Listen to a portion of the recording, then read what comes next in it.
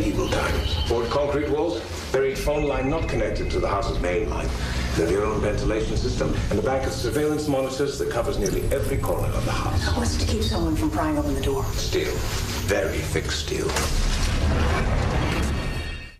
You may not need a whole panic room, but one top financial advisor is recommending that you have a bug out bag.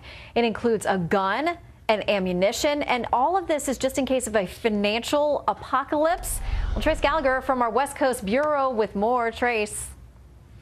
Yeah, it's David John Marotta. He's a very well-known financial advisor, very well-respected, and he's a contributor for Forbes magazine. So, yeah, Shannon, when he says get a survival kit that includes a gun, you might imagine it raises a few eyebrows. Now, Marotta is not predicting Armageddon, not saying that at all. What he is saying is that he and some of his clients have seen some very troubling signs in the economy, and he says that concerns him, and it's all about trusting government. Listen to Marotta.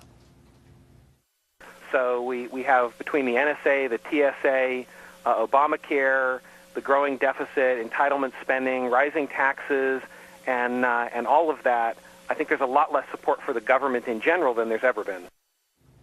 Yeah, he goes on to say that all of these problems have the ability to create this perfect storm. And the one common denominator that he finds very troubling is that people could be out of jobs. Listen again.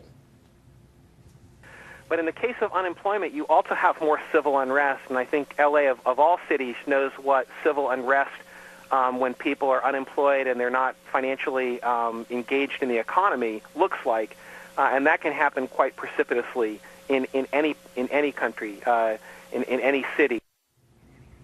Clearly talking about the L.A. riots back in the 90s, he says we are more likely to see a gradual European-style decline in the economy and not a sudden crash that will turn society upside down. But he says better to be prepared. And in the case of a natural disaster, you should have a survival kit with a gun so you can fend for yourself. The better safe than sorry philosophy. And not a lot of financial advisors, though, Shannon, coming out and saying grab a gun, grab a survival kit, and get ready for what's coming. No, I've got some running shoes and some bottled water. That's as far as I've gotten. But we'll see. Others probably taking that advice, Trace. Thank you.